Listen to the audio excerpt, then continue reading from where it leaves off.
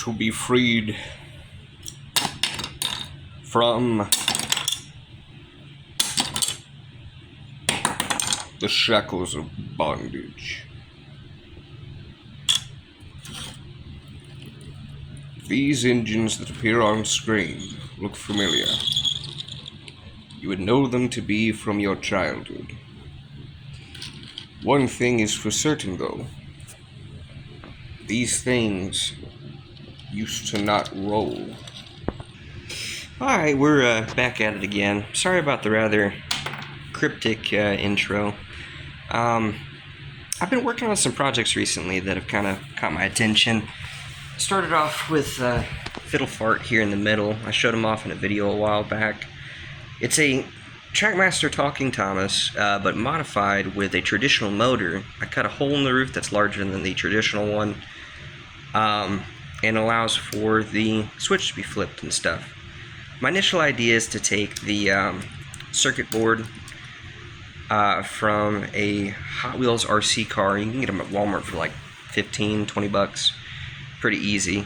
And just solder it to the motor so that I can have an RC Thomas, but on a smaller scale. Worst case scenario, I have to like put a small hole for the antenna to stick out of and a charging port on the side, but it's worth a try. Even blacked out the spokes on the wheels. But now this specific engine got me to thinking about some engines from my childhood. Specifically this guy, James. As you can see, this is a talking James. I don't currently have any batteries in it because they're in the Big G. But now yeah, I used to have one of these guys when I was young. My aunt got it for me. Me and my family, we used to live in Huntsville, and I would go on visitations down there. Split family sort of situation. But now when I would go down there, my aunt would kind of spoil me and my brother. And one year, I think it was like 2012, 2013, my aunt had gotten one of these for me while I was still in, back at home in Tennessee. And yeah, it was a talking James. It caught me off guard because I'd never had any of the talking engines before. I thought it was really wild, really cool. Tender was kind of weirdly proportioned, but other than that, it was something, that had me stoked. I've always been a huge James fan. He's been, I'd say, like a favorite character, honestly. It's like one of those characters that, like, for me, I immediately see and it makes my brain happy, Whenever it comes to Transformers, character like that for me would probably be like Jazz or, like Springer or, Magnus, etc. But now one of the things that used to bother me about these engines when I was little, as you can tell, this guy has been modified. Traditional talking Jameses have a flat roof, flat, firebox, and all they have is the button on the locomotive. And the reason why is because part sharing. Not to mention the fact that everything on these engines is operated via the tender. It has 3 AAA batteries underneath this battery cover that can be unscrewed. And effectively, that controls everything. It doesn't have a clutch mechanism in the motor. And what used to bug me about these engines when I was little, is that it would not freewheel. And that is the point of today's video. Effectively, I have done some black magic, and effectively, I have installed clutches in both of these engines because of their already used pre-existing chassis blocks. It's kind of hard to see with the lighting. I don't have a good lamp, but the chassis blocks that came out of these guys are the same as traditional Trackmaster motors, but they are parts shared from the RC engines. And I think, I'm not for certain, but I'm pretty sure a couple other types of Trackmaster engine that use the same type. Rather than having the clutch lever on the right side of the motor block, this one would be from James because of the large cab. It just has an on-off switch, but they never installed it because there's no point in it. I saw a similar motor block from an RC Percy once that was from the same lot as this guy. It ended up being all corroded out and stuff, and it was disgusting. You know, sometimes people don't take care of these engines, but no, effectively, since this chassis block, well, motor block, shares the same basic shape and design, you know, overall compared to, say, like a traditional, one moment, like a traditional Trackmaster Playrail Thomas, this guy's been modified.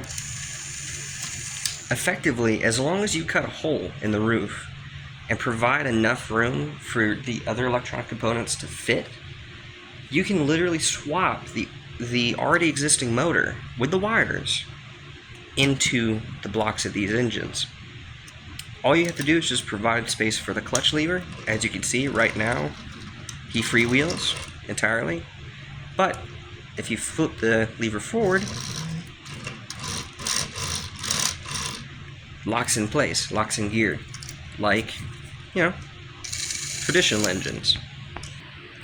As you can see with the very poorly edited Jump cut, I swapped batteries over to James to demonstrate how he operates. Again, with the clutch lever pushed back, it freewheels just like a traditional James and just like a traditional, you know, Trackmaster or, you know, Tomy. He's a hybrid. He's not traditional. You know, engine. It allows him to freewheel in that position. But of course, wheels lock up, clutch is engaged, gearing is active. I will demonstrate to you real quick that this guy runs and operates. It may be a little bit hard to hear. Batteries are kind of low. I don't really have that many AAAs. Hello, I'm James. You might have been able to hear it real quick. I'm going to drop the rear axle of the tender because it has a button that activates the motor. And as you can see, has a good bit of power. But then, of course,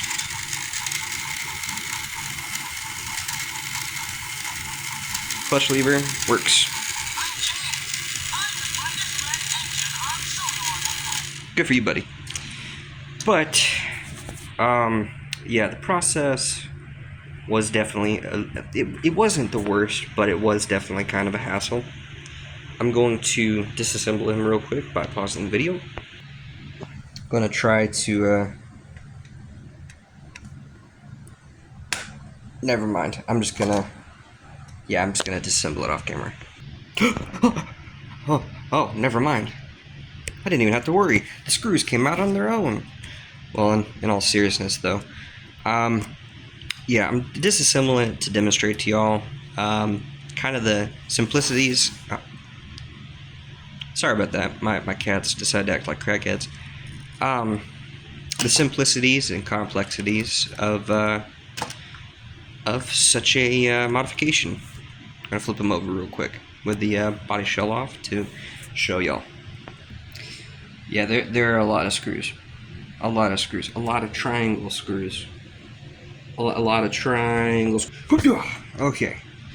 Well, now that that's disassembled, there were two mounting screws that had to be taken care of within there. As you can see with the body shell, there's the button, slides out when you don't want it to. It just fits loosely in there. I'm going to flip this over and show you what the... Well, before I do that, I don't want to lose these screws. Wait a moment. Okay, never mind. They're good. Just a quick demonstration of what the internals of this James look like without the body shell or anything. Here's the button for the sounds. Hello, I'm James. Ah, he's alive! I'm James. I'm the brightest red engine on Sodor. Not anymore, buddy. But yeah, as you can see, it's just a traditional motor. The front end, so this is good lighting for it. The mounting plate for the battery has been cut off. I just used a hacksaw to trim it down. Effectively, it's two little clips that hold on to the metal contact that connects to your, AA or AAA battery. This came out of the Thomas, You know how it be. The back end, I had to cut out a section for these wires to be able to loop out. These connect to the motor itself and loop down. They loop down into the bottom end of the motor and turn them off real quick. But yeah, this allows for the engine to freewheel and operate traditionally. Let me get him reassembled real quick, and then we will move on to Gordon, who is a little bit less complex, but a little bit more complex in its own specific ways. Okay, he's back in one piece. Hello, I'm James. Alright, get the fuck out of here. Alright, so now that he's out of the way, Let's talk about Over Big G. Jesus, he looks high. Alright, I went ahead and swapped the batteries back into him. You may be able to hear him real quick. Oh wait, this guy is an older model. Later talking engines were programmed that the second that you flip the switch, it talks.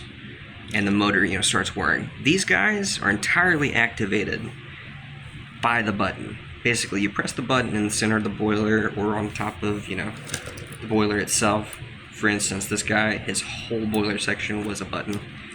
Kind of a bad design choice, I'm not gonna lie. You would hit the button and it would activate the engine, whereas later ones, this one being a much newer era talking James, as you can see with the little square holes in the wheels, it activates the second that you turn him on. The second you flip that switch with the battery compartment, he starts talking. As long as he's on some tracks, he will start rolling. This guy, again, is more of the era of talking engine that I had. My talking James came from the first generation of, kind of season 13, season 14 era, talking engines, when the CGI series first started to kick off after Here Are the Rails. So, this means he's a little bit more rudimentary in the way that he runs and operates, but what is nice, he is not locked up tight like Fort Knox. With James, he shares components from the RC James, with the way the motor block's sat and, everything. So he is very much tightly wound. Like, to disassemble him, it's a nightmare. This guy, he's a lot more straightforward. Basically, it's like 3 screws, body shell comes off. Because, it's basically just a traditional Gordon, right? Of course, not with the side rods. I threw those on. They're not typically supposed to be like that. Basically, I took a set of pliers and I wiggled the pin out a hair just so that these connecting rods could, connect. They were being a little bit strained on the slide bar on the side rods, where they would click and be pulled a little bit when they would come to the apex of the stroke. So I took a screwdriver and I kind of pried it to stretch it out a little bit to where it's given a little bit more room, so there's no binding or anything. It runs, it rolls fairly smoothly. There is one thing I have to do with this guy. I got to Spoilers for later. I have to fix his axle. As you can see, these wheels are not connected together. I think it's this wheel. Yeah, it's this wheel. As you can see, the axle is no longer connected to the wheel. The only drive wheel that operates is this guy. I might just fix them after the video. I got a spare set of wheels somewhere that are blue that match. But, so he does run and operate. It's just, you gotta be careful with him. He's kind of weak right now. Hopefully with a fixed axle, if I just super glue that, wheel back into place, it'll, be fine, but I'm guessing little Timmy wanted him to freewheel, but didn't have the capabilities of doing this yet. Yes. Yeah. Turn on the Beast Wars Megatron for a second, but no, effectively, it's a pretty simple process. I think I have him switched. Yeah, he switched off. He's not making any noises, because again, he's older. Right now, his clutch mechanism is undone. As you can see, the boiler and firebox is undisturbed. Typically on Trackmaster engines like Henry and Gordon, they'll have a switch lever right here because of their motor type, especially the ones that are fused to the tender, you know, like traditional older era Trackmaster engines, where you have like a C-size battery that fits in the tender. The switch would flip out of there, which is kind of funny. It would make Gordon look like he had a Bell Pair firebox, like an LMS engine. I did not want to disturb that on this engine. I like how it looks a lot sleeker, a lot more like the character from the show, thanks to the lack of switch. So I took some liberties. Fun fact, I didn't even drill out that hole with an actual power drill. I used a screwdriver. Turns out if you put enough force on plastic like this, old PLAs from like Trackmaster and stuff, a screwdriver will literally drill into the plastic properly. Now you do have to be careful. Of course, you don't want to apply too much force, but it's literally a matter of twisting it back and forth until it drills a hole through. This is just a brass rod that connects to the switch. Effectively, the way that it works is it is currently in the disengage position.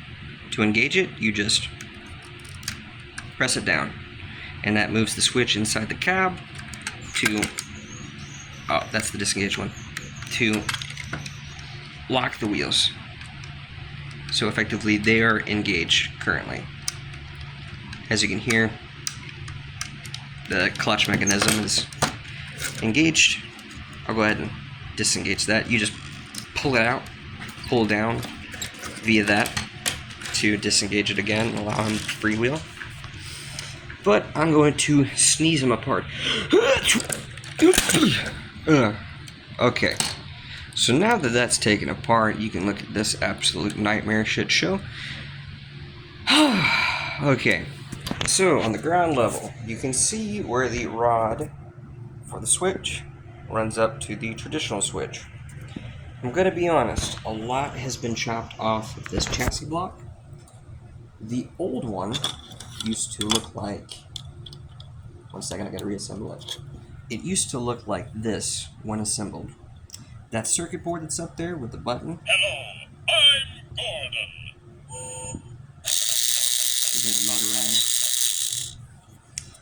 That circuit board used to slide into the top of this. On the inside, there was no space for a switch to be installed. I was hoping I could just swap one half of this chassis block, onto it, just throw the clutch onto it to where it works, but not the case. The gearing's different, larger sized gears, etc., that don't match to this specific design. As you can see, this is the switch lever engaging. This is it disengaged. Oh, it's a little bit, yeah. That's it engaged. Of course, if you pull down, it just disengages the clutch, allows it to roll. Put it back up real quick. There's it engaged, locking up the wheels. And as you can see, press the button. I'm Gordon. There he is running. Really do need to fix that axle, but no, yeah, effectively, it's really just a matter of, again, swapping the motor into the chassis block. This specific chassis block is standard in Bill, Ben, a lot of the narrow gauge engines. It's standard in, I think the later Trackmaster engines from like 2013 to like 2012, like late 2012, early 2013, right before Trackmaster Revolution came out. Yeah, it's just a very small chassis block. They also use them for the tender engines like Emily, Murdoch, Hank. Just a lot of the tender engines that, had access to a like a tender-driven mechanism rather than the locomotive, because they want a locomotive to be kind of detailed.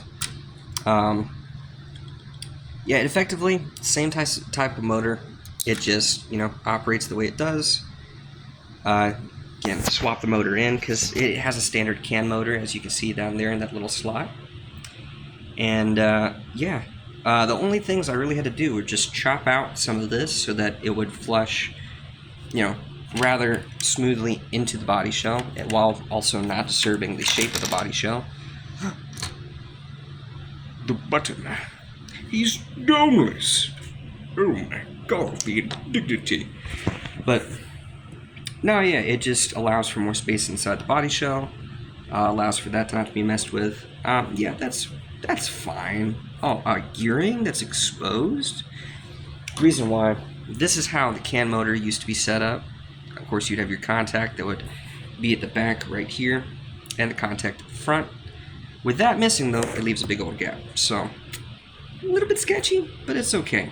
The top of the motor is sitting right there, so it's not like the wires are exposed.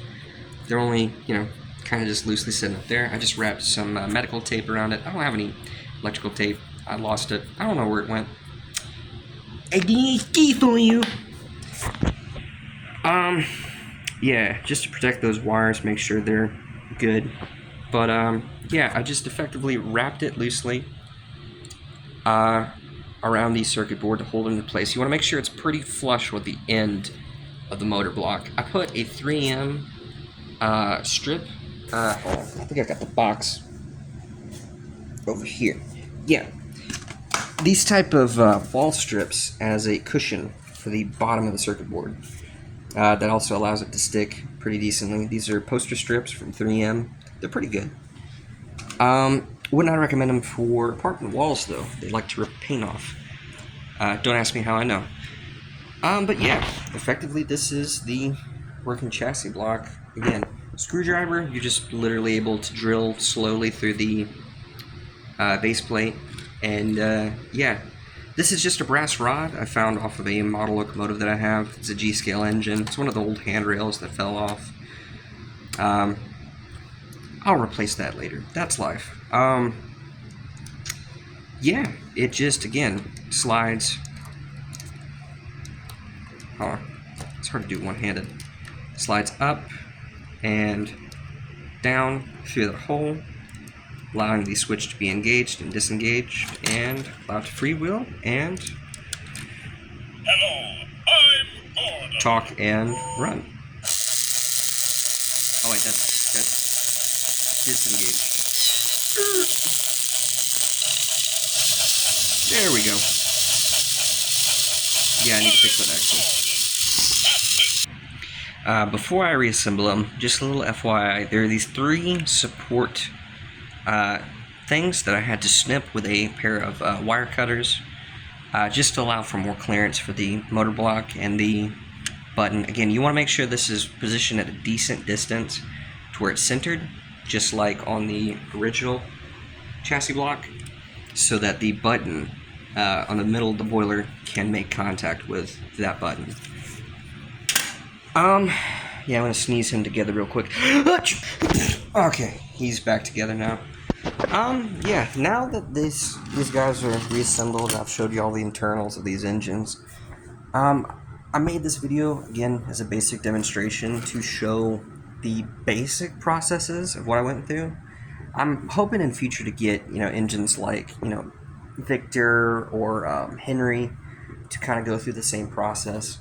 And kind of just do a similar thing. I think with Henry, I'm going to show a full build video, if I can, to demonstrate how I do it. I'm probably going to get him a couple months from now. I'm kind of broke right now, so I'm running with what I got. But, yeah, for the time being, this is how to modify talking engines and mean it. But before I go, I have a little bit of an interesting tidbit, something that happened recently. As y'all know, thanks to my other videos with the Optimus that I modified and customized in trying times, I am a Transformers fan as well as a Thompson Friends fan. I always have been. And one thing I have been wanting to collect recently is more like older era Transformers. Classics, Universe 08, stuff like that. I find them to be a lot more sturdy than modern day figures, and sometimes with slightly less articulation, but just enough to make the figure worthwhile and operate. And one guy that I got recently was one of the Universe 08 aerial bots, that being this big some bitch. Holy shit. God damn, his legs are lanky. this is Silverbolt, one of the aerial bots. Turns into a modernized equivalent of the SR-71 Blackbird. Kind of like if you took the U-2 Spirit and the Blackbird and mixed them together. He is tall as fuck. Holy Jesus. But no, what's cool about this guy, he doesn't have any batteries in him right now. But behind his arms, on his wings, got so many ratchet joints, there are battery packs on either side. And you put AAAs in there. And well, I decided to open them up because the AAAs were running slightly low. I figured the previous owner, because I got this guy on eBay, I figured the previous owner had probably been running them for a minute. I guess I didn't realize how long. So here's the batteries. And as you can see, they don't look like normal batteries. Power Fuel. Never even heard of that fucking brand before. Yeah, if you take a good gander at the side of this battery, it says Hasbro. 2007 Hasbro. Pawtucket. This means either the owner managed to get these by, I don't know, some hellish means, and put them in before they were sold, or this Silverbolt has had the same uncorroded, undamaged, basic Hasbro batteries since it came out of the factory.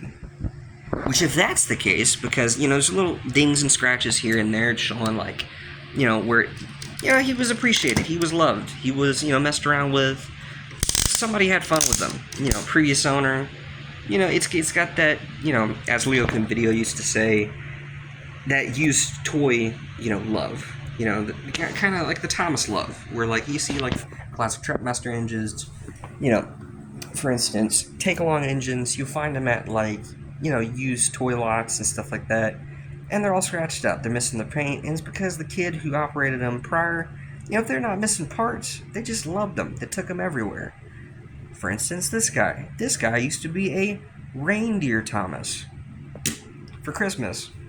He used to be a Reindeer Thomas. The previous owner modified him to a traditional one because those broke off. Again, toy love. So that means nobody changed out these batteries in 17 years. This guy was made in 2008. Universe 08. That's when it came out, around the year after the Michael Bay film. The first 07 Transformers movie came out, right? So these batteries have remained uncorroded and operable. They do operate this guy. I'm gonna throw them in real quick to demonstrate. As you can see, battery compartments on the side. No corrosion. No corrosion whatsoever. All shiny, well put together. Throw this guy in one-handed. As you can see, he makes noise. Lights are still flashing. These are the old-ass 2007 era batteries, Power Fuel. Here, I'm gonna try to do the transformation gimmick. Makes the noise. Gotta pose them in my hand real quick.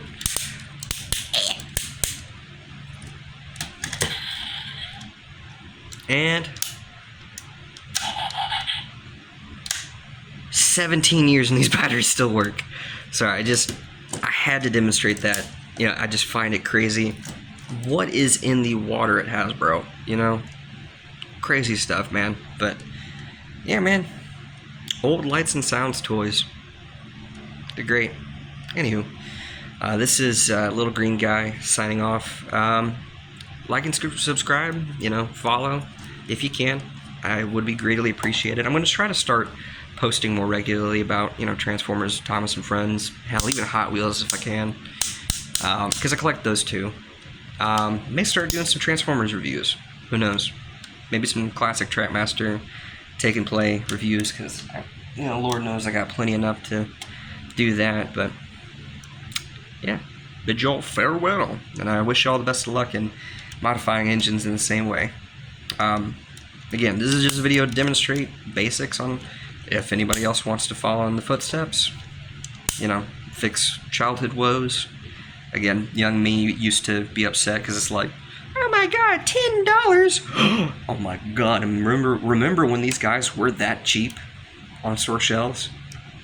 Now both of these guys are like $40 combined. Oh my god, $10 just to have an engine that only runs when it wants to? Sounds kind of familiar, like Trekmaster Revolution. But, no, yeah. A little bit of mechanical fun. Anyway, y'all have a blessed day. Peace.